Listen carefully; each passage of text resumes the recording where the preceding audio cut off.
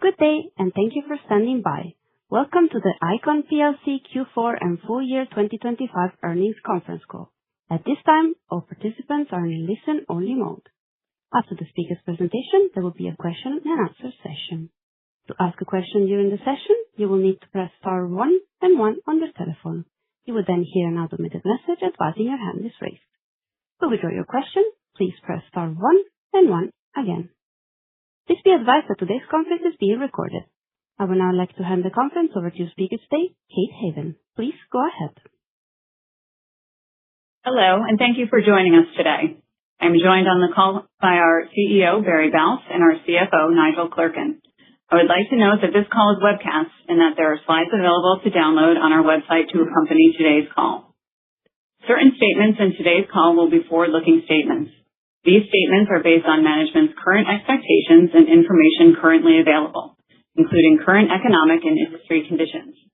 Actual results may differ materially from those stated or implied by forward-looking statements due to risks and uncertainties associated with the company's business, and listeners are cautioned that forward-looking statements are not guarantees of future performance. Forward-looking statements are only as of the date they are made, and we do not undertake any obligation to update publicly any forward-looking statement, either as a result of new information, future events, or otherwise. More information about the risks and uncertainties relating to these forward-looking statements may be found in SEC reports filed by the company, including the Form 20-F filed on May 27, 2026. This presentation includes selected non-GAAP financial measures, which Barry and Nigel will be referencing in their prepared remarks. For a presentation of the most directly comparable GAAP financial measures, please refer to the section of the press release dated May 27, 2026, titled Consolidated Statements of Operations. While non-GAAP financial measures are not superior to or a substitute for the comparable GAAP measures, we believe certain non-GAAP information is more useful to investors for historical comparison purposes. Included in the press release and the earnings slides, you will note a reconciliation of non-GAAP measures. Adjusted EBITDA, adjusted net income, and adjusted diluted earnings per share exclude amortization, stock-based compensation, foreign currency gains and losses, restructuring, transaction integration related and other adjustments, transaction-related financing costs, fair value movement on investments in equity, goodwill impairment of non-financial assets, and their related taxation effect.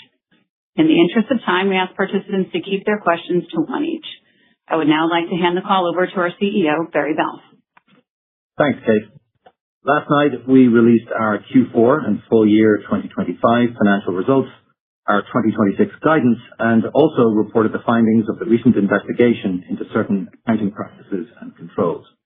We have a lot of ground to cover today, but before we begin, I want to take a moment to recognize the significant efforts of the teams across ICON in recent months. In particular, the dedicated team that supported the completion of the investigation, but also the 40,000-strong workforce that stayed focused on delivering best-in-class research, supporting sites and patients, and delivering for customers. Throughout a challenging chapter for ICON, these teams exemplified our partnership mentality. I'm grateful for their dedication and efforts toward advancing our mission. Now, before turning to our results, I'd like to address the investigation directly. The process was initiated in October 2025 after the management team raised concerns to the audit committee of the board. The audit committee initiated an investigation which was conducted by external legal counsel and supported by forensic and technical accounting advisors.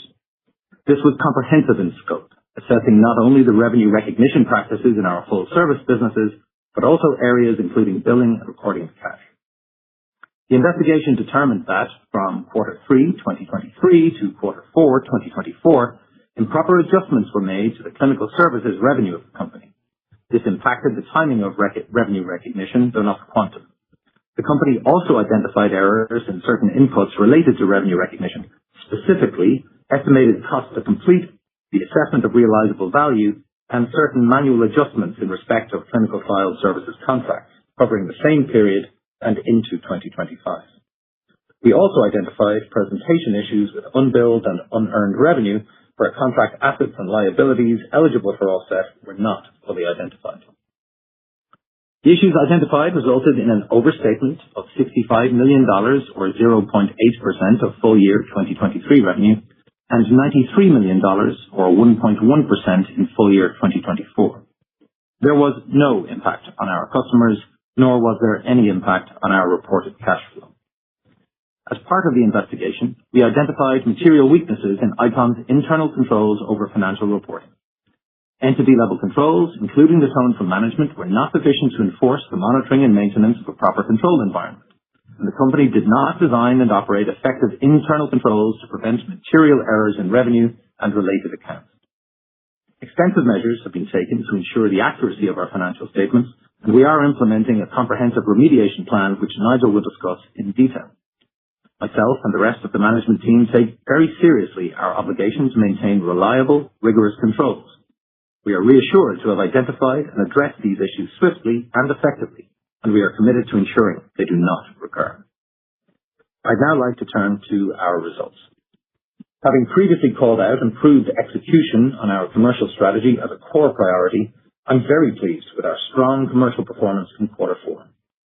Low double-digit increase in RFP flow, win rates up right across our business, gross bookings of $3.2 billion, and significantly reduced cancellations combined to yield net bookings of $2.9 billion, an increase of 19% year-over-year. Importantly, our direct fee book-to-bill was in line with our overall reported book-to-bill of 1.36 times, an improvement on the mix in recent quarters. Commercial excellence has been a key strategic focus across the organization, and we are seeing clear evidence of progress across a range of measures. While win rate improvement was broad-based across the business, I am particularly pleased with a 5-point sequential uptick in biotech win rates, a personal priority that I laid out in prior calls. More broadly, we saw solid traction across customer groups with no single award value above $150 million. A critical enabler of our success has been our ability to flexibly meet our customers' needs across full service, functional, and hybrid models of development, particularly as their preferred models change over time. In Q4, we saw a solid contribution of awards from existing long-term partners, alongside an increasing ramp from more recent large and mid-sized partnerships. Cancellations in the quarter were $365 million, down meaningfully from the elevated levels seen in Q2 and Q3 last year, and were broadly balanced across customer groups. It's important to acknowledge that while we have made changes to how we capture cancellations, the improved quarter-over-quarter performance is evident under both new and old methodologies. As I committed previously, the change to cancellation and backlog methodologies provides for increased transparency by providing investors with enhanced visibility into intra-quarter dynamics that are relevant to assessing our current and future financial performance. Nigel will take you through the detail of the changes to our policies and resulting impact when he covers the financials in detail. In terms of financial results for Q4, we saw stronger than anticipated revenue, driven by a marked increase in pass-through revenue. This was partially offset by findings of the investigation. Specifically, the changes made to cost to complete and realizable value estimates in our full service business impacted earnings by over $50 million in the quarter. After a thorough review process, we believe these changes appropriately reflect the expectations for future performance across full service contracts. These dynamics significantly impacted margin performance in the quarter, resulting in an adjusted EBITDA margin of 15.5% in Q4. Moving to our outlook for 2026. We issued our full-year financial guidance of revenue in the range of $7.85 billion to $8.15 billion and adjusted earnings per share in the range of $10 to $11. These ranges reflect the importance of appropriately conservative estimates at this time and sustained quarter-over-quarter and year-over-year improvements, especially with respect to earnings. The guidance range also reflects the divestiture of the Symphony Health business, which impacts full-year revenue by approximately 2%. We expect a headwind to revenue this year due to the challenging bookings environment we experienced from 2024 through the first 3 quarters of 2025, and in particular, the elevated cancellation activity in recent quarters. Pass-through revenue is projected to continue at a similar level on a full-year basis to 2025. As we indicated on our last earnings call, our 2026 margin profile will be impacted by business mix, specifically FSO/FSP dynamics, and sustained levels of pass-through revenue. There is also an impact from pricing pressures from prior quarters as previously awarded projects convert from bookings into revenue. We will continue to work to offset these factors through efficiency gains from automation activity and advanced technology deployment, in addition to overall cost management with a focus on optimizing resource cost and location based on customer requirements. In parallel, we will continue to invest in expertise, prioritizing high-growth businesses like labs at early phase, as well as therapeutic areas with potential for accelerated growth, such as advanced hematological diseases and women's health. Our functional service business continues to perform strongly as we support a number of partners that have adopted hybrid development models. We anticipate that phased evolution of sourcing models will continue, positioning us well to benefit from this key element of our differentiated offering. While 2026 will be a year of navigating near-term headwinds, the leading indicators that we monitor, bookings momentum, pipeline quality, and the maturation of key partnerships, give us confidence in accelerating growth as we move towards 2027. Looking now at the broader environment, we have been encouraged by indications of strengthening demand over several quarters. Biotech funding has been positive, with particularly strong capital generation in the last 2 quarters. There has been notable activity in support of late-stage clinical programs, a key focus area for ICON Biotech. In large pharma, development spending has been supported by customers continuing to invest in their late-stage pipelines. Opportunity flow through Q4 last year increased in the low double digits on a trailing 12-month basis, led by activity in large pharma and particular strength in TAs such as cardiometabolic and oncology. Across the business, we have seen the quality of opportunities improve through Q4 and indeed into this year, with an increase in the average value of opportunities advancing to decision. These Q4 trends have sustained into 2026, and we expect that Q1 awards and cancels will be broadly in line with Q4.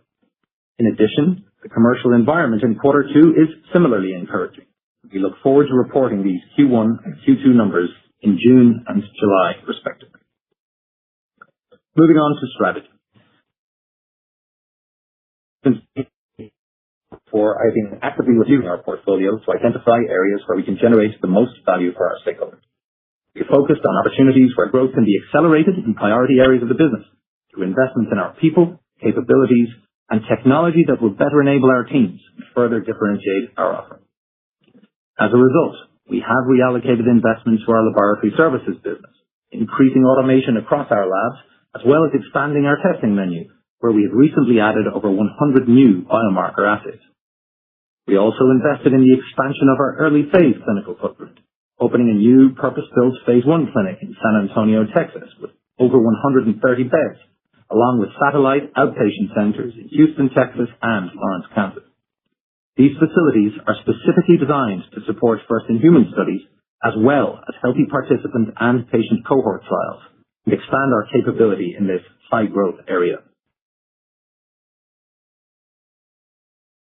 We announced a partnership with Advara, integrating ICON's technology with Advara's systems across a broad network of research sites. By connecting workflows and data more effectively at the site level, we can support faster and more predictable trial execution, improve operational visibility for sponsors, and reduce the burden for our site partners. This partnership will better enable sites to perform clinical research, accelerate study startup, and increase patient recruitment. Additionally, during Q2, we completed the divestment of Symphony Health to HealthVerity, a healthcare technology business with significant access to data assets across healthcare claims, EMR, and pharmacy sources. ICON will retain access to an expanded pool of healthcare data assets without the need to own the assets outright, thus advancing our strategy in real-world data while reallocating capital to priority growth areas. We will also have an established partner who's focused in this area and to navigate the inherent opportunities and potential risks that AI presents to the commercial data segment. Together, these moves reflect a sharpening of ICON's strategic focus, deliberate prioritization of high-growth opportunities, and decisive management of the portfolio with disciplined allocation of capital. In parallel with reviewing the portfolio, we have been refining and progressing the company's AI strategy. Recent advances in the capabilities of large language models in particular have been rapid and are facilitating global businesses to move from AI's experimentation to AI as core infrastructure. While large-scale adoption across industries will be phased, the opportunities for drug development are relatively clear. In the first instance, the area with the single largest potential for transformation is in drug discovery. While it has not yet manifested in industry, we will see the emergence of tools that help to better design and synthesize new molecular effect on target diseases and disease pathways. The result will be a greater number of targets, increased predictability, lower failure rates in the clinic, and reduced uncertainty. In the aggregate, these trends are net positive for society, for drug development, and for CROs. For ICON, our focus is in three primary areas. In the first instance, ICON is building the intelligence layer that connects expertise, data, and AI across the trial lifecycle. This enables teams to turn information into knowledge, data into insights, allowing for better decisions faster. Examples include an integrated control tower for project teams that facilitates next best action. Secondly, there are a range of productivity gains to be found through AI-enabled automation, as agentic capabilities accelerate and improve high-volume, highly repeatable processes across our business. These agents allow human expertise to be redirected to higher-value activities. Examples include enterprise adoption of the deployment of digital assistants that support routine site queries. And thirdly, we continue to develop domain-specific agents that are embedded within clinical trial workflows. Our proprietary Orbis capability functions as an agent of agents that facilitates seamless navigation across disparate data sources. Our proprietary contracting agent accelerates study startup, and our new CRA agent will increase the time and expertise available for site management and patient recruitment support. So while there's obviously potential for AI to dilute certain revenue streams over time, for example, the automation of clinical study reports or the reduction of human effort in programming, the opportunities presented by AI are likely to offset these risks. It's also worth noting that CROs like ICON, with the necessary scale to develop industry-leading platforms and the expertise to leverage proportionately from this shift. Finally, a word on capital allocation. In short, our approach to capital allocation is consistent with 2025. Disciplined, guided by a defined framework, and with a clear priority to return capital to shareholders through share repurchases while continuing to invest in our capabilities. Let me now hand over to Nigel to take you through our results in further detail. Thanks, Barry. Let me start with an overview of the remediation actions we are taking in the light of the investigation findings. Our plan is focused on four main areas. 1. Organizational and personnel changes in key roles and enhancements to our compliance programs. 2. Revised policies and procedures related to revenue recognition. 3. Training. And 4. Enhanced internal controls over manual adjustments. These actions are underway implemented in 2026. A full description of the material weaknesses and the remedial actions we are taking is included in our 20F filing. Turning to the changes we have made to our backlog and cancellation policies. As Barry set out, these changes have been made in response to specific dynamics within our business that were influencing our backlog metrics.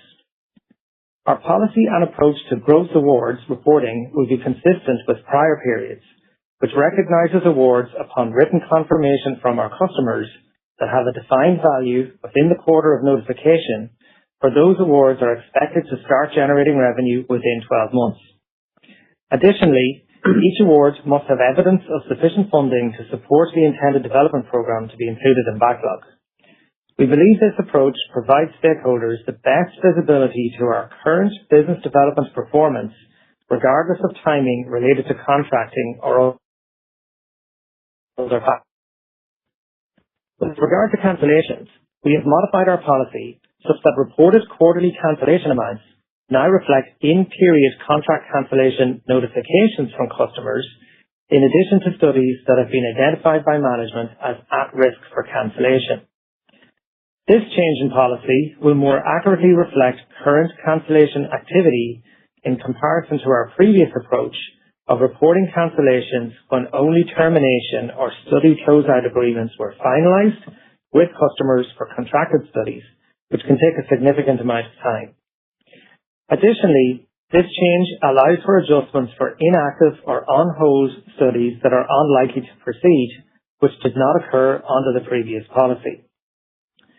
Our treatment of FSP awards and their recognition into backlog is unchanged from our previous policy, which includes the expected revenue under the award over the changes made to our policy resulted in an adjustment to our backlog of approximately $3.9 billion at October 1, 2025.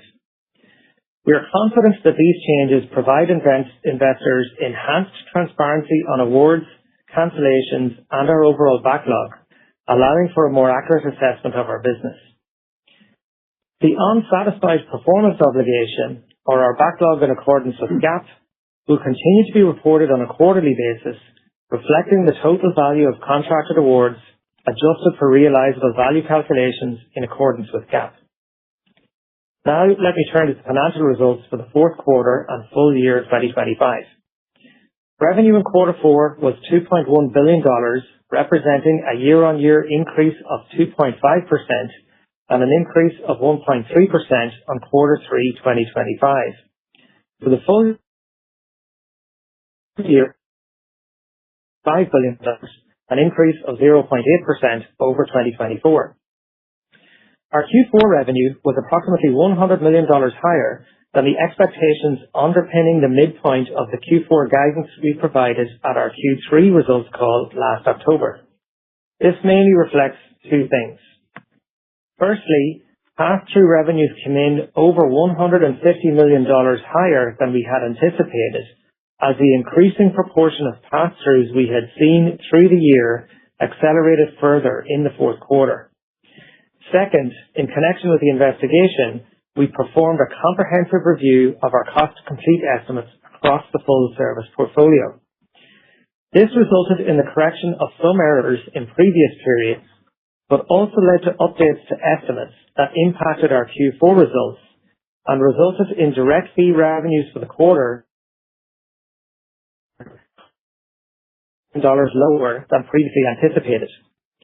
This mix shift had a consequent and significant impact on our Q4 EBITDA margin and adjusted earnings per share, with both coming in materially lower than the Q4 guidance midpoints. Adjusted gross margin for the quarter was 23.7% and 27.1% for the year, compared to 30.9% and 29.3% in quarter 4 2024 and full year 2024 respectively. Adjusted SG&A expense was $174.5 million in quarter 4, or 8.3% of revenue. For the full year, adjusted SG&A expense was $701.9 million, or 8.5% of revenue. Adjusted EBITDA was $327.1 million. This compares to $387.7 million in Q3 2025 and $455.9 million in Q4 2024. For the full year 2025, adjusted EBITDA totaled $1,530.7 million, or 18.6% of revenue. This compares to $1,670.4 million, or 20.4% of revenue in 2024. Adjusted net interest expense was $46.5 million for quarter 4 and $184.4 million for full year 2025. On a full year basis, net interest expense declined $20.7 million, or 10.1%. The effective tax rate was 19% for the quarter. The full year 2025 adjusted 0.9%, with a similar rate expected for 2026.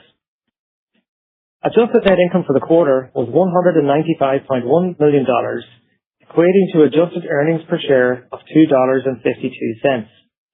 This compares with adjusted earnings per share of $3.86 in quarter 4 2024 and $3.20 in quarter 3 2025. For the year, we have recorded adjusted earnings per share of $12.53. This compares with $13.37 for full year 2024.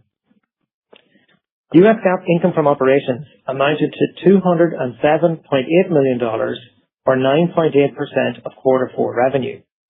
US GAAP net income in quarter four was $149.2 million, or $1.93 per diluted share, for the equivalent prior year period. For the year, we recorded US GAAP net income per diluted share of $2.90. This compares with $8.90 in 2024. From a cash perspective, quarter four had cash from operating activities of $234.2 million. Capital expenditure was $59.3 million, resulting in free cash flow in the quarter of $174.8 million, bringing our total year-to-date free cash flow to $862 million. At December 31, 2025, cash totaled $647.3 million and debt totaled $3.4 billion, leaving a net debt position of $2.8 billion. This was broadly in line with net debt at September 30, $3.9 billion. We ended the quarter with a leverage ratio of 1.8 times net debt to adjusted trailing 12-month EBITDA. Our balance sheet position remains very strong, which affords us the flexibility to continue to strategically deploy capital. We are focused on an approach that balances further investment in our business as well as future growth, while also prioritizing a return of capital to shareholders. We made significant share repurchases in the year, totaling $750 million at an average price of $167 per share. And with that, I believe we're ready to open it up for questions. Thank you. Please stand by. Your conference will resume shortly.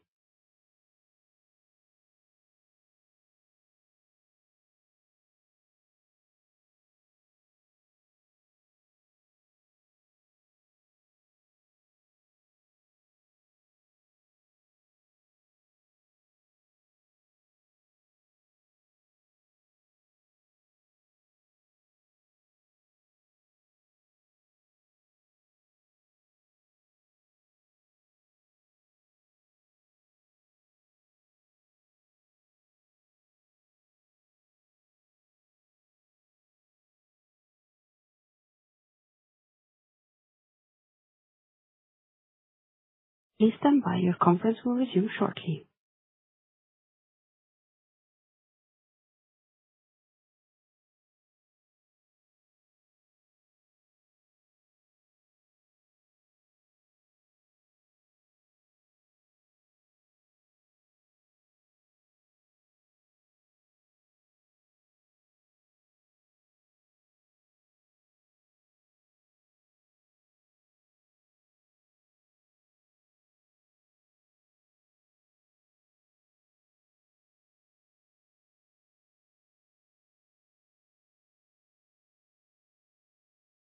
Please stand by. Your conference will resume shortly.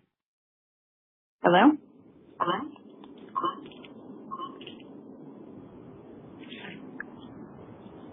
Hello? Hello. Thank you. To ask a question. Okay. Can you? We can proceed with questions if you're all ready. Okay. Just want to make sure you can hear us all, please, and that it's not cutting out. Yeah, it's loud and clear. Thank you very much. Okay. To ask a question, you will need to press star 1 and 1 on your telephone and wait for your name to be announced. To withdraw your question, please press star 1 and 1 again. We kindly ask participants to limit themselves to one question per person. Once again, to ask a question, please press star 1 and 1. Please stand by while we compile the Q&A roster.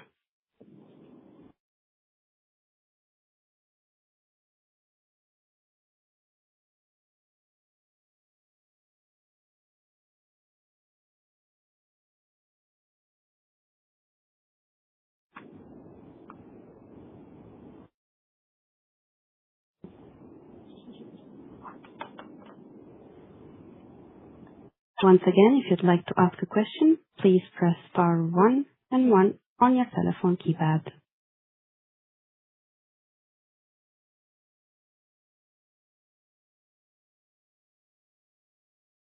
We are now going to proceed with our first question.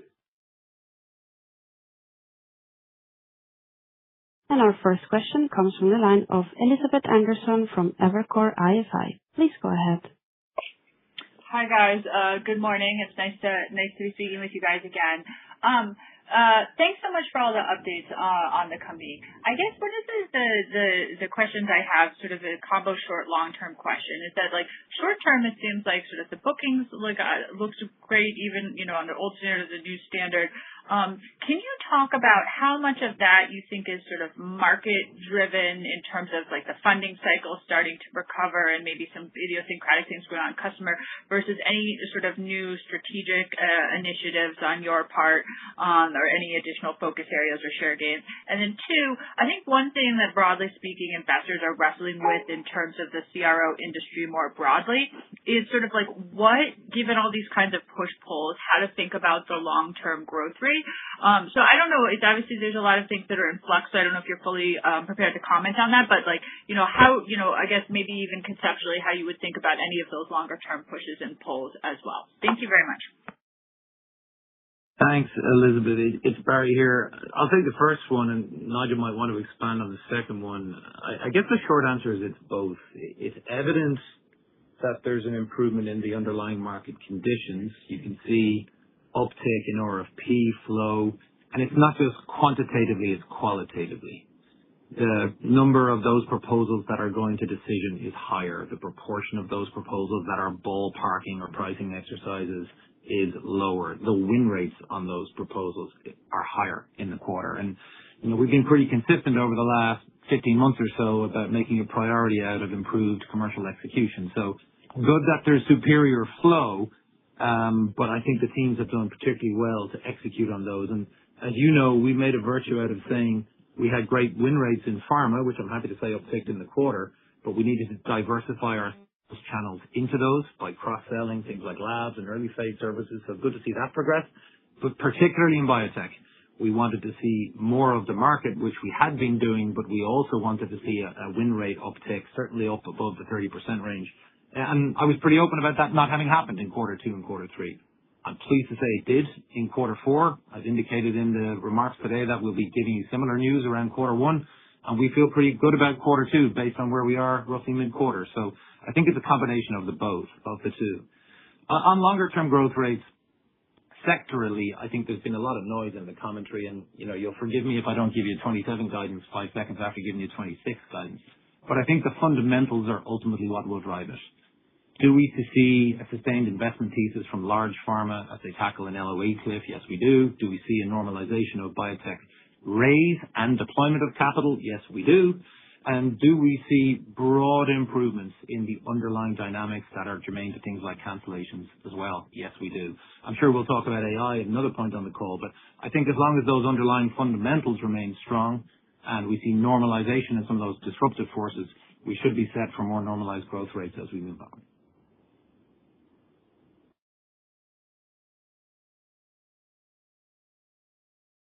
Thank you. We are now going to proceed with our next question. One moment. And this question comes from the line of Patrick Donnelly from Citi. Please go ahead. Hey guys, thank you for taking the questions. Barry, maybe one for you, just on the bookings updates here. Can you just talk about, how stringent the bookings policy is going to be? I mean, obviously you guys took a deep look at it here. You removed the 3.9 billion. Cancels were quite low. It's just hard to tell given that 4 billion, the cancels, what's going where. So can you just talk about, how you approach this bookings policy? Is the effort here to make that book-to-bill correlation to growth a little bit higher? I know that's been a pushback in the industry for a while. It seems like you guys want to have kind of the, quote, cleanest bookings policy here. So we'd love just a little more color as to what went into this analysis, and then again, how to think about the cancels number given the backlog adjustment, what went where. It would be helpful just to get a little more color there. Thank you guys so much. Let me take the second one first, Patrick, because it's the easier of the two. We gave you the cancellations under the new and the old methodology.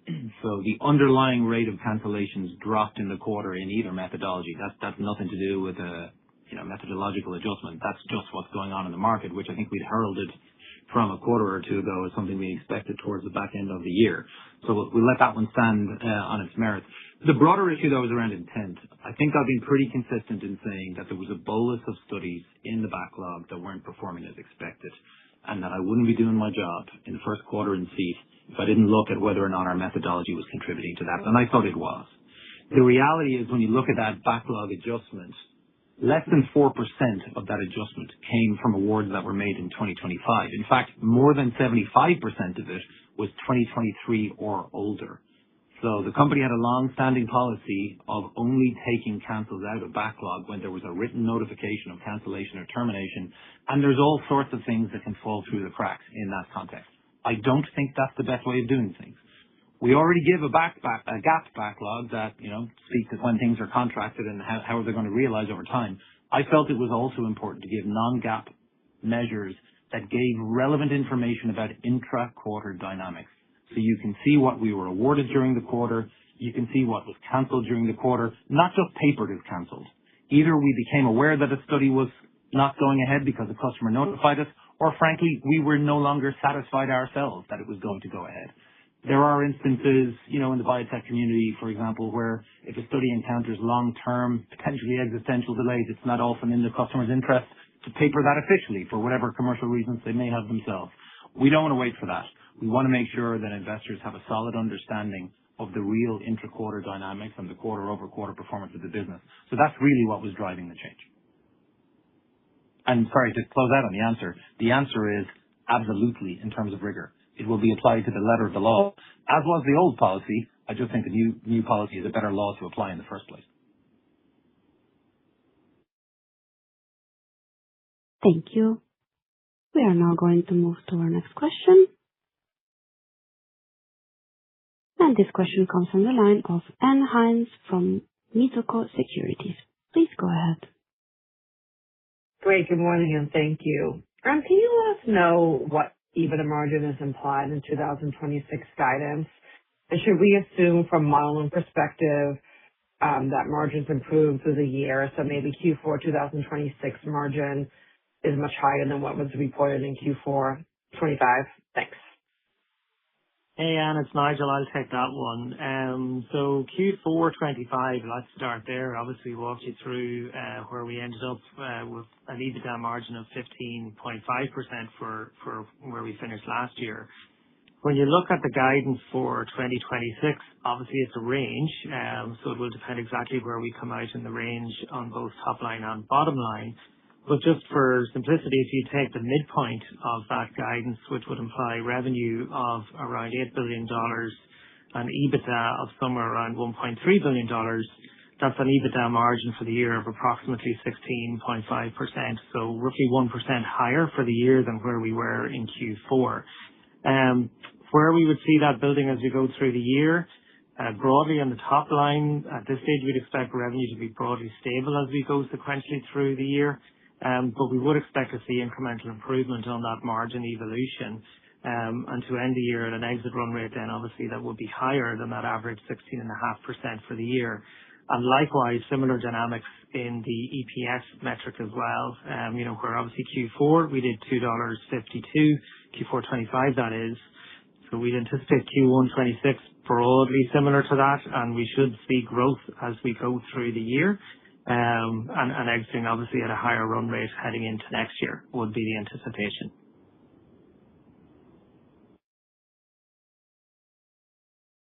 Thank you.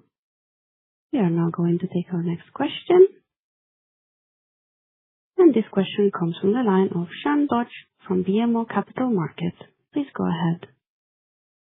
Yeah, thanks. Good morning. Maybe just on the revenue restatements, with the impact of 2025 being positive, and it looks like as of the third quarter of 25 and into Q4, kind of increasingly positive. Is there anything you can share just for purposes of 2026? What's the impact of the restatements going to be to this year? How big is the contribution or lift to 2026 revenue you're getting from that? Kind of all else equal.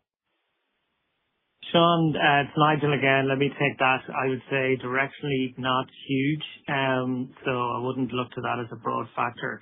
When you look at the guidance we have given, again, at the midpoint, just to take the midpoint within the range, that suggests a revenue decrease of about 3%. Within that, there's actually an FX tailwind of about 1%. So on a constant currency basis, it's actually about a 4% decline. Roughly half of that is from the divestment of the Symphony Health business, and the other half is underlying organic decline in revenue. As Barry noted as well, within that, our pass-through revenues are expected to be approximately flat year-over-year. So, we are looking at an underlying decrease in our direct fee revenue through the course of the year.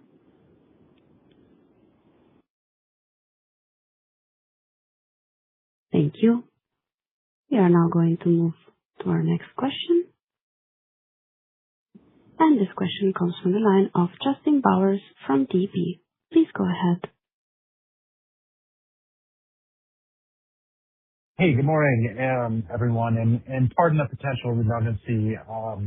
Some of the prepared remarks broke up. But Nigel, could you discuss the $50 million call out from 4Q and the impact on the direct fee revenue? And is that sort of all catch-up costs? And then just wanted to clarify one of the comments in Q&A on the margins. Were you saying that 1Q jump-off point is going to be similar to 4Q 25 and then it will progress throughout the year? Hey, Justin. So me again. So on the first one, so again, as I mentioned, look, related to the investigation, we did conduct a broad review of our cost of complete estimates across all of the full service portfolio. So flowing out of that, we did update our estimates. In some cases, that did identify some errors that we corrected in the previous periods, and that's part of the restatement analysis that we've laid out.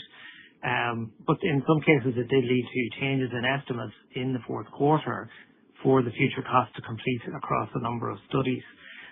So that's what we're getting at there, Justin. It's around what is the expected cost to complete across that portfolio of studies from here through completion of the studies.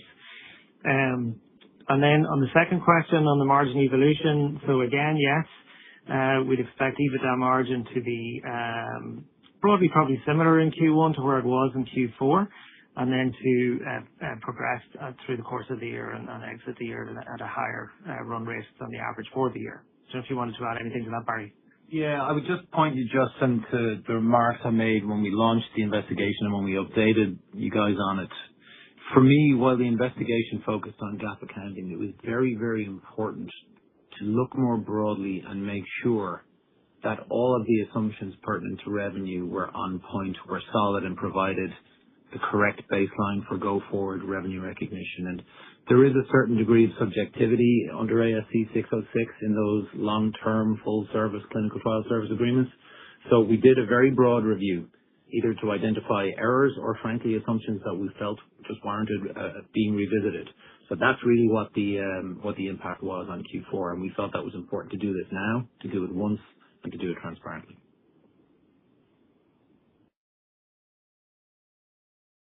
Thank you. We are now going to move to our next question. And this question comes from the line of Luke Sergott from Barclays. Please go ahead.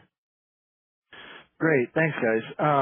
I think and this is not just with you guys, but I think a big question across CROs in general is just on the pass-through dynamic.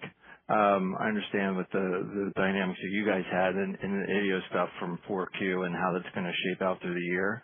But I think right now where investors are just kind of staying on the sidelines is we don't have a lot of visibility into what the actual P&L looks like and what's coming in through the backlog. So anything you can give us from a pass-through perspective on how the bookings and the conversion is going to perform over the next 12 to 18 months, just gives us a little bit of visibility or comfort that like, all right, this jump off point of 15.5 is where we can go and model from there. Otherwise, it's just going to be kind of a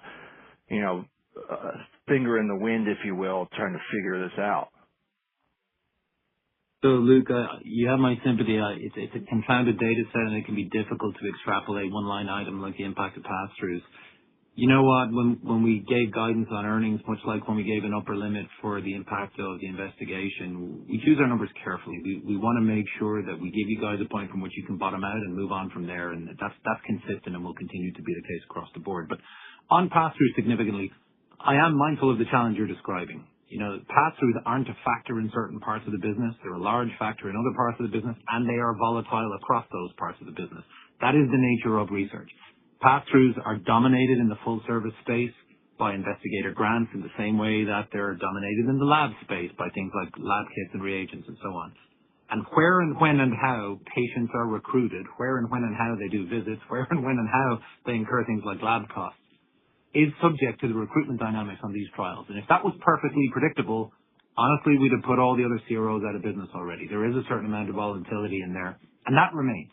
But to your point, that's why we called out the elevated level of pass-throughs, which is to a certain degree a function of the therapeutic mix in recent quarters. It's why we called out the fact that the 1.36 book-to-bill is broadly consistent, in fact almost identical, across a 605 and 606 basis in quarter four. That's encouraging. That's certainly an improvement on recent mix.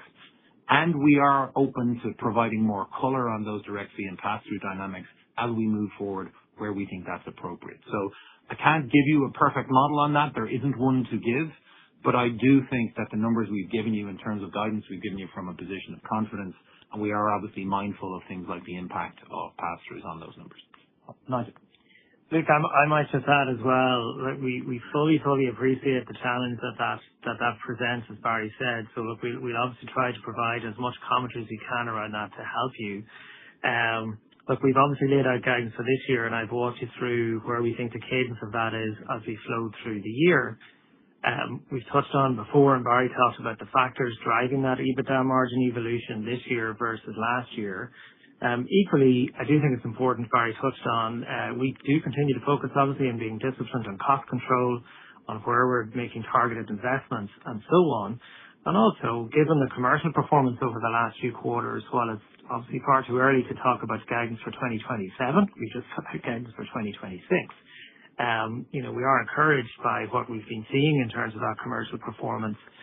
And frankly, again, we've talked before about the operating leverage that exists in a business like this, and we are seeing to some degree our margin evolution this year being in part a function of negative operating leverage. The reverse should also be true as you get back to growth. So again, as we look towards the back end of this year and into next year, we hope to see that dynamic changing. Obviously, pass-throughs will be what they will be, but we're clearly much more focused on underlying profitability and driving progress in earnings per share and actual EBITDA dollars over time.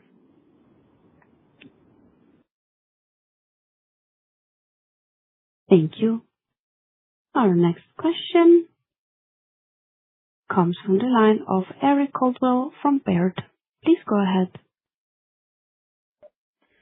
Thanks very much. Unfortunately, you cut out on me a few times during the prepared commentary. I missed the dollar impact of the cost to complete estimate change in the fourth quarter and how you were guiding that impact to continue through 2026 and beyond. So if we could just get those numbers again would be great. And then how long would the cost to complete estimate change take to, does it work through? Does it wind down over time as you work through this book of prior awards, contracts underway where you've made the estimate change? Does it eventually go away, or is this more of a structural or permanent adjustment that you expect would continue to be a rate limiter to margin in the distant future as compared to the past? Both fair questions, Eric, and apologies if there was issues on the line. The impact to Q4 was north of $50 million.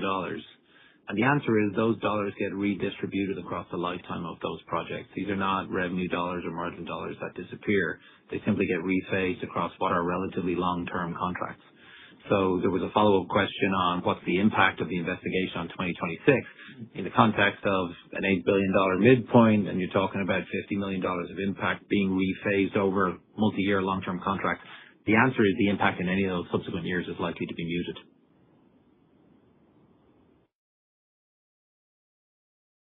Thank you. We are now going to take our next question. And this question comes from the line of Jailendra Singh from Truist. Please go ahead. Thank you. Thanks for taking my question. Barry, you called for it, so let's talk about AI. Clearly, this has been overhang for the group this year. I would love to get your thoughts on how you think about the AI impacting the industry in terms of pricing, in terms of insourcing versus outsourcing from pharma companies. Do you see AI as a net revenue tailwind or net revenue headwind for your business? And any color from your current conversation with pharma companies, are they pushing for discounts on AI efficiencies or not? Just give us more color, like how you think about the impact over short term and also long term. Happy to give you an update on that now, Jailendra, and thanks for the question. I think it's something we're going to return to in much more detail, actually, on subsequent calls. I think the industry has done a bad job speaking to both sides of the ledger. Until we acknowledge that we've managed to automate a huge amount of the human effort in things like CSR generation, or that we're not going to be coding databases in 2030 the way we were in 2020, then I think it's difficult for everybody to hear the other side of the ledger. So, of course, there will be areas where AI is net revenue dilutive to particular functions of the business. The two examples I gave you are not particularly material, but it's there. It's a real thing. That's not unique to drug development, though. I think we have to see that in the context of industrial scale adoption of large language models in particular that will help across a range of high volume, high repeated processes in industry and across commerce generally. For drug development, you may have heard my earlier remarks, I think the biggest single tailwind to drug development will be when we take uncertainty out of the model, when we increase the number of shots on goal and the strike rate of those shots on goal in drug development. I think that reduced uncertainty increases capital flows into the space. It increases the number of targets. It increases the number of new medicines. And that's net good for just about everybody. Where we are today is, if you think about the rate of improvement in the last, literally 9 to 12 months, you see a tremendous difference in the capability now. So we've talked openly about deploying now that which works now, experimenting now with that which may work tomorrow, but staying aligned with the really transformational changes that will require multi-year evolutions over time. So that's why we went out and we talked to the NVIDIAs of this world about CPU to GPU migrations. That's why we signed up to deal with that Anthropic to embed Claude in certain core workflows and to enable our coders and developers to bring new agents to bear in our own environment. That's why simple things, simple productivity tools like Microsoft Teams with Claude-enabled backends are really, really important. But it comes back to what customers value.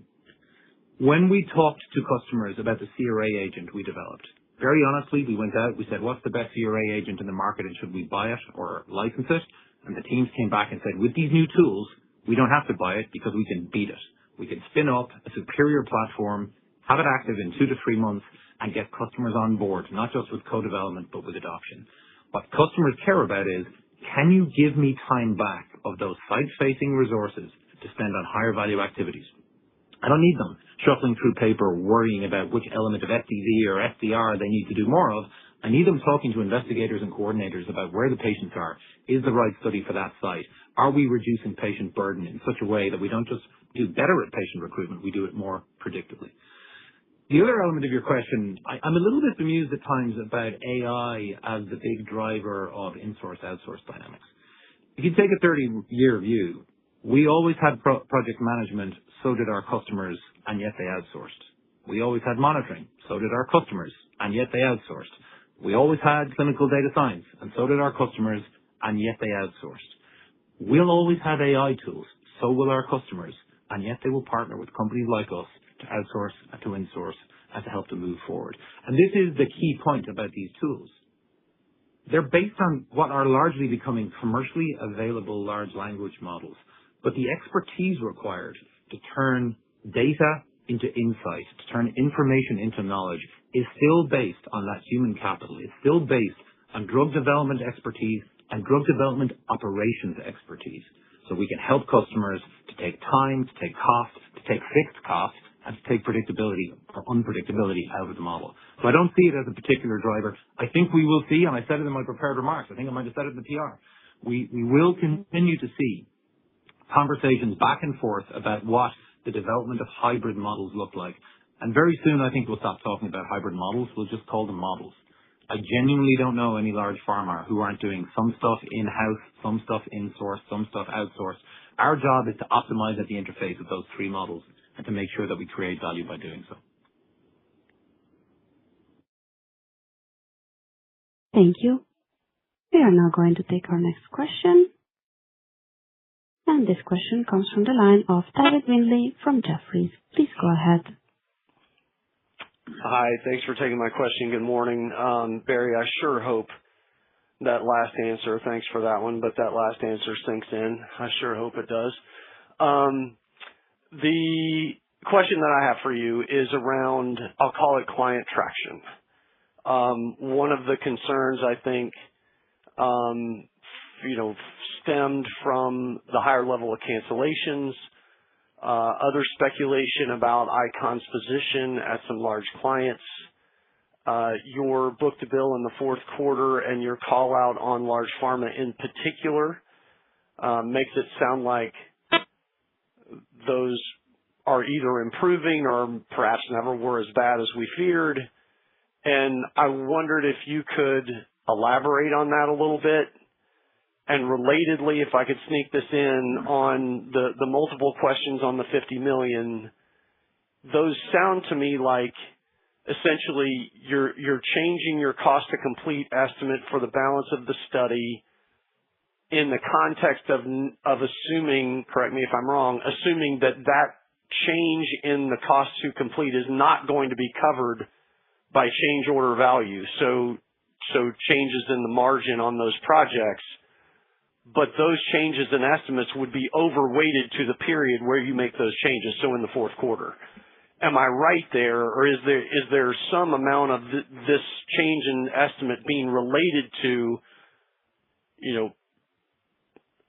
olive branches that you're offering to clients related to certain projects? And again, getting back to my core question about the client relationships. Sorry for the convoluted two questions, but hopefully you can answer those, please. Dave, you were so nice about the AI question. I'm going to have to answer both of yours. Look, I actually hope your second question is the one that sinks in. No, it's nothing to do with olive branches, and yes, you understand it correctly. When you think about revenue recognition on a cost-to-complete model, the two things that you're measuring are what percentage of the current contract value you expect to realize and how much cost you expect to burn to drive that current scope. It doesn't take account of future out-of-scopes that may or may not be coming, that may or may not be expected in terms of up-scopes.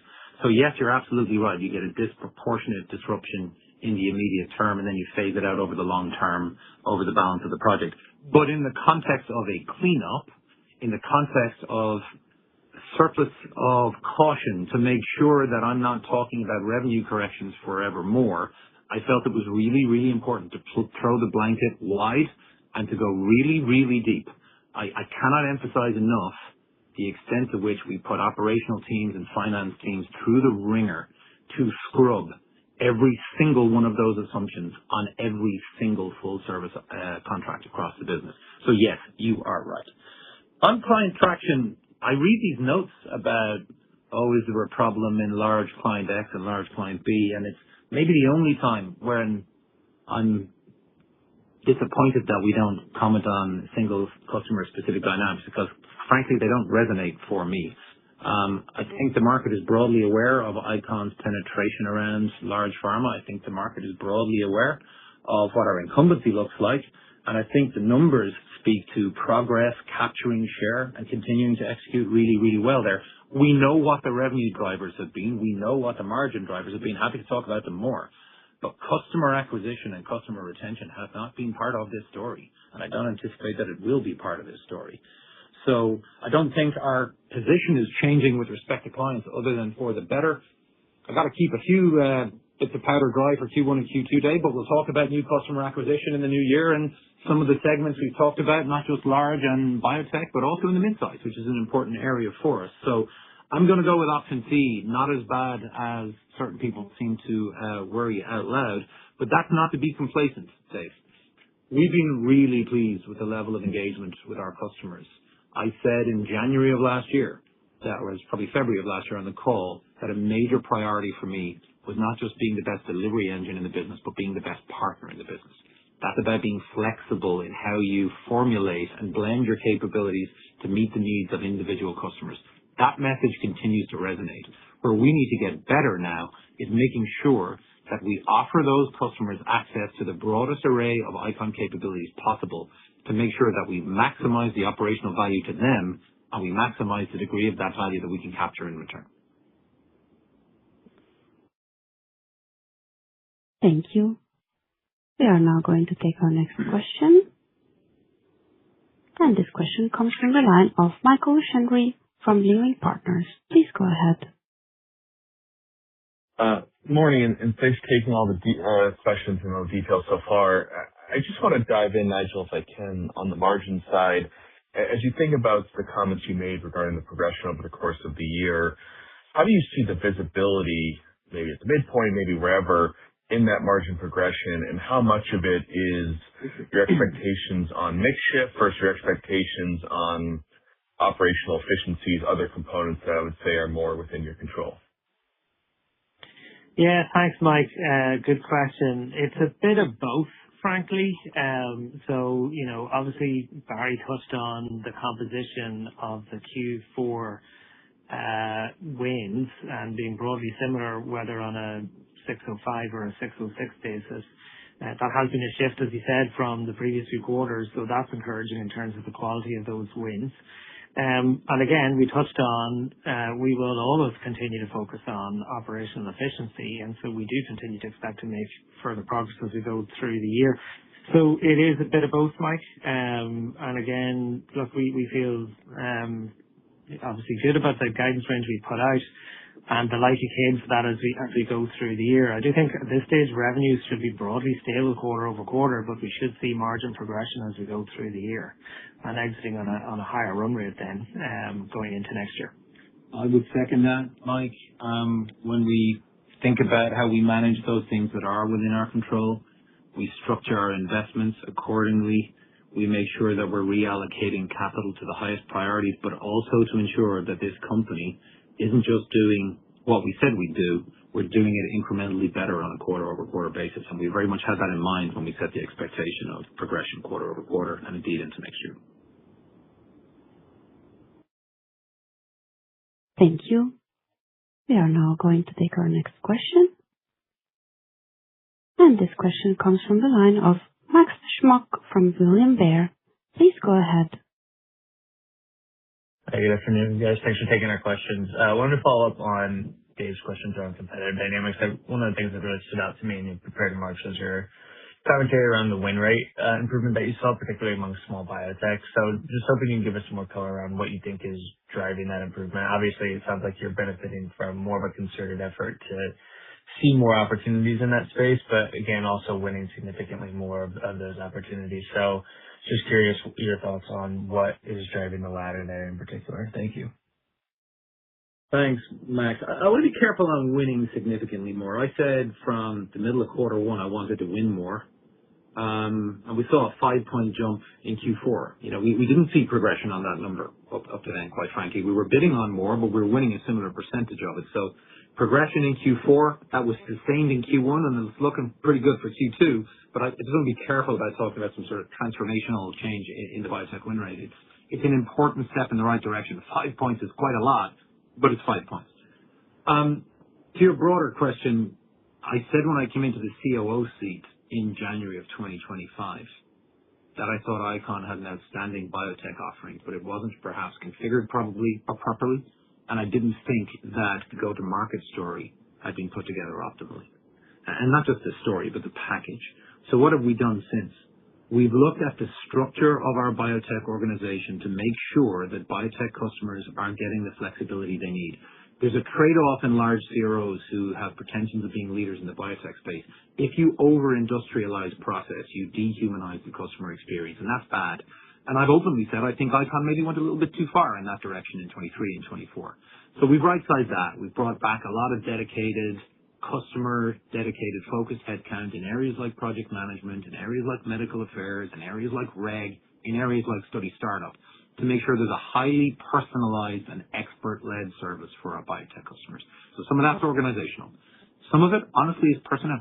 We've brought in some outstanding leaders from inside and outside ICON on the project delivery side and on the executive side to engage better, particularly in some key markets. You think about Boston, you think about the Bay, you think about China. We've done some really good work to put the right people in the right jobs.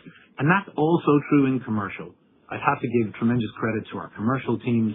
I think they've done really, really well to feed back to the organization what is required to win in my market and then to advocate for that change. In biotech, as in all markets, but particularly in biotech, the CRO game is largely predicated on being a better advocate for your customers in-house than it is for being a better advocate for your customer or for your company within your customers. So there's some of the big ones. The other ones, very honestly, is about choosing where to play. We said we wanted to bid on more of the market, but we also need to prioritize those areas of the market where we want to win. Within that increased win rate, the average size of opportunity that we're winning is going up. So we're winning a higher proportion of the dollars even than we are a proportion of the proposals. And that says you're getting better at winning the ones that matter. In fact, the number and proportion and value of what we call bolder opportunities, north of $50 million, increased significantly in Q4. And that's important to me. It's all well and good to win 1 in 3 times or 1 in 2 times or 2/3 of the time in pharma, but you got to make sure you're winning where you want to win. So investing in the right therapeutic, operational, executive, and commercial expertise is key to being able to make that a very strategic strike on the opportunities you need to win rather than treating them all as equal. So there's a lot going on there, Max, but there's some of the key themes. Thank you. We are now going to move to our next question. And this question comes from the line of Michael Ryskin from Bank of America. Please go ahead. Great. Thanks. Sorry, the audio was cutting in and out, so I apologize if this is beating a dead horse, but I want to go back to the 4Q margin and EPS number and sort of make sure I'm thinking through that correctly. I appreciate the color, but that's a jumping off point for 2026. You talked about going from 15.5 in the fourth quarter to 16.5 for 26 and sort of like the progression through the years you go through that. But that's such a big departure from the margins we have for prior years, even post-restatement. I want to make sure I understand that correctly. So, you called out the $50 million in cost to complete. You also have the higher pass-through revenue mix. So, question one, I guess, is were those the only 2 factors impacting 4Q margins? And then the second question, I guess, bigger part of that is, if this cost to complete adjustment that you're sort of implementing, in terms of your estimate and your review process in terms of, setting more appropriate expectations, like, should the margin in prior periods have been lower as well? I guess I'm trying to get at is like, what is the more appropriate underlying margin for ICON? Because if that is the case that, you were being too aggressive in some of those assumptions, shouldn't prior period margins have been lower too? Just get that point, like, what is the more appropriate underlying? Thanks. Yeah, Michael, it's Nigel. I'll take that. And look, yes, we did get a lot of reports going through the call of what there did seem to be some interference with the landline we were using, so we actually redialed in on Kate's cell phone here for the Q&A. So anyway, it was what it was through the call. But just to repeat on Q4 specifically, what we did say in the prepared remarks was Q4, there were 2 impacts on the revenue line that then also impacted on the margin and EPS. One was pass-through revenues did come in north of $150 million higher than we had anticipated. And then on the other hand, direct fees were impacted by north of $50 million from the cost to complete estimate changes that we talked about. So just for the numbers. In terms of your comment on the back periods, no, obviously we've gone through a comprehensive review of the historic periods We have corrected the errors that were there, and so the reported margins that you see for the previous periods are the reported margins for those periods. When you look into this year, what we're seeing, again, just to go over it again, it's the factors we spoke about before. Firstly, pass-throughs obviously ended the year higher and will be, broadly similar in 2026 as 2025. So pass-through as a proportion of the overall revenue mix, is a factor versus previous years, for example. And then we've talked about the mix within the direct fee decline. So again, I talked about overall on an organic basis, revenue being down about 2% year over year. With pass-through flattish, that is obviously all then direct fee, and that's a factor. Then you have the mix effect between FSO versus FSP. That's obviously an impact as well. And then we have touched on the pricing pressures, etc. So that run rate that we see for this year, which again, we've put out a range in guidance. So the midpoint, I just picked for ease of reference, is about 1% higher at the midpoint versus 2025. We do expect to end the year within that at a higher run rate than that average for the year. And again, getting back into the outlook for next year, it is obviously early to call 27, but the commercial traction we're seeing, would encourage us that we in terms of the growth dynamics as we head into the back end of this year and into next year. So we should get back into operating leverage and enhanced margins as we go through into 27 and beyond. But hopefully that helps. Thank you. We are now going to move to our next question. And this question comes from the line of Casey Woodring from JP Morgan. Please go ahead. Great. Thank you for squeezing me in. Can you guys just hit on the pricing in the quarter and how that trended both in RFPs and awards? And then can you just walk us through the decision to keep the treatment of gross awards projected but not contracted and backlog the same? And just like what your updated thoughts are in terms of that visibility into, I think it's close to $7 billion of difference between the $22 billion in reported backlog and the $15 billion of unsatisfied performance obligations. Thank you. I'll take the second one first, Casey, if that's okay.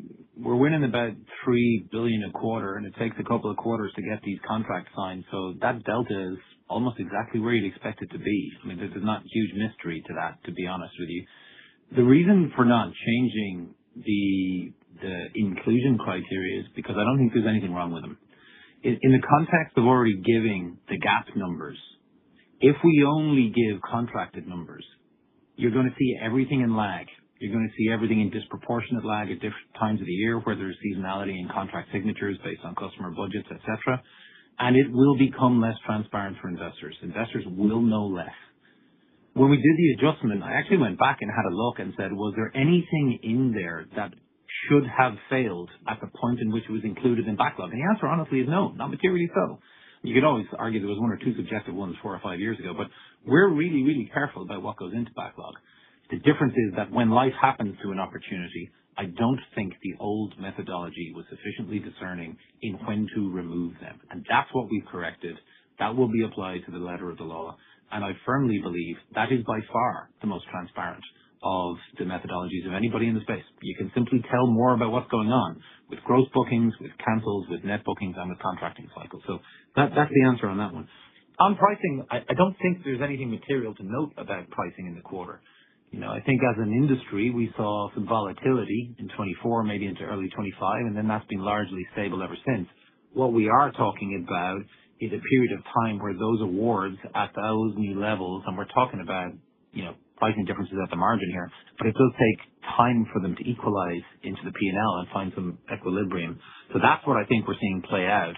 But the factors that Nigel described are much more relevant to pricing or to margin rather in the quarter.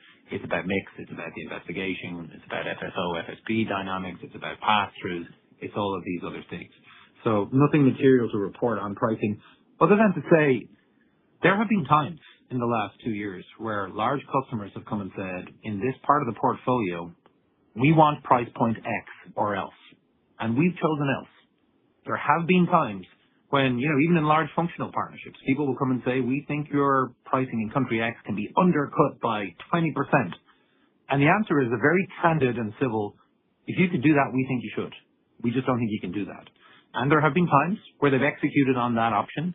And within those, there's been some times where they've come back to us and said, gee shucks, that wasn't doable.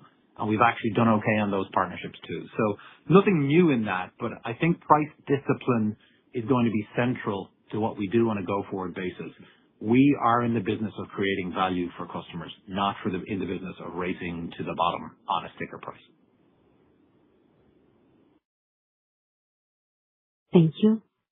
We are now going to move to our next question. And this question comes from the line of Lucas Romanski from TD Cowen. Please go ahead. Hi, this is Lucas on for Charles Rhee. Thanks for taking the question. Wanted to ask about the $3.9 billion adjustment to the backlog. How much of this adjustment is related to the new criteria that cancels a project when management makes a determination that the study is at risk, as well as how much comes from the new criteria that contracts that are deemed inactive. And then, digging in on the criteria for studies that have been identified as being at risk. Can you provide more detail on how this methodology works in practice and how that determination will be made? Yeah. So the $3.9 billion, Lucas, if you look at the difference between the two methodologies, and I think we included a table in the slides that we provided to accompany the call that calls this out. The delta is where we'd either been notified that a study wasn't going ahead, but it hadn't been officially papered, or where we simply didn't believe it was going ahead. And that might be because it was active and became inactive, or it may simply be awards that never started. So I don't have a breakout of that for you. It's pretty broad-based. I think the important point to note is less than 4% of it was from 2025 awards, and more than 75% of it, certainly more than 74% of it, was 2023 or earlier. I think that is important to note. Going back to the second part of your question, I sort of answered it in the first. If a customer comes to us and says, a study that we awarded in January that was due to start in July is now going to go on 12-month hold, well, now it no longer meets my award criteria for starting within the next 12 months, and I'm going to take it out under the new methodology. If a customer comes to me and says, hey, we had the funding, but we've decided to reallocate it to another program, and now we're looking for funding for that program, then it no longer meets the award criteria to sit in my backlog. If a customer comes to us and says, we've had manufacturing issues or regulatory issues, and we don't know if we can run the study, then it no longer meets the criteria. And as I say, the last part, yes, there's some discretion here, but it's only discretion in the conservative direction. If a customer just goes quiet on us, if a customer doesn't have definitive answers, but we no longer have evidence that the study meets the criteria it needs to meet to be in backlog, then we will unilaterally take it out, notwithstanding an official notification from the customer. So I hope I've addressed the nature of your question there, but by all means, please let us know if I have. Thank you. We are now going to take our last question. And this question comes from the line of Ryan Halstead from RBC. Please go ahead. Thanks for squeezing me in and taking the question. My question's just on the burn rate. Q4, burn rate was much higher than trend and kind of higher than maybe some of your peers. But can you just elaborate on, this 10% burn rate? Is it sustainable, or how much of that is derived from maybe the updated backlog policy changes and or pass-through dynamic? Any clarity on that would be helpful. That's a good question, Ryan. A couple of points, maybe three. The first one is, obviously, it's a function of different things. When you think about the backlog adjustment being a function of historic awards that were sitting in backlog at zero or close to zero burn rate, then it stands to reason that by removing them, we should return to more normal historical burn rates north of 9%, which is what we saw in the quarter. I think that's important. When you think about it going forward, yeah, our burn rate might be a little bit higher than others, but things like FSP, we only take 12 months into backlog. I know others take 5-year MFAs that estimated revenues into backlog. We don't do that. We only take 12 months. So the largest FSP business in the industry is sitting in there burning at about 25% per quarter, right? So there's a significant uptick in there, and I think that's notable and important. The other thing about the go forward, there's nothing inherently there that I think should slow it down. The only thing is, when you have very strong book to bill, you are going to be adding to backlog faster than you're burning it. So if you're ticking along at a 1.0 book to bill, it's one thing. If you're ticking along at a 1.36 or even a 1.4 book to bill, then you're going to see over time some volatility in that backlog number. But organically, the main drivers here are the simple weight of math in terms of what went down with the backlog, how fast we're burning the studies, the nature of our business, and book to bill on a go-forward basis will be what determines it for the most part. Thank you. There are no further questions for today. I will hand the call back to Barry Wolf for closing remarks. Well, I'll just close by thanking you all for staying with us. I do apologize if there were issues on the line. We'll make sure to get a transcript out to you guys so you can follow on the prepared remarks. And thank you for staying on what was something of a marathon call. I know there was a lot of ground to cover today. We wanted to give as much granularity and as much transparency as we can.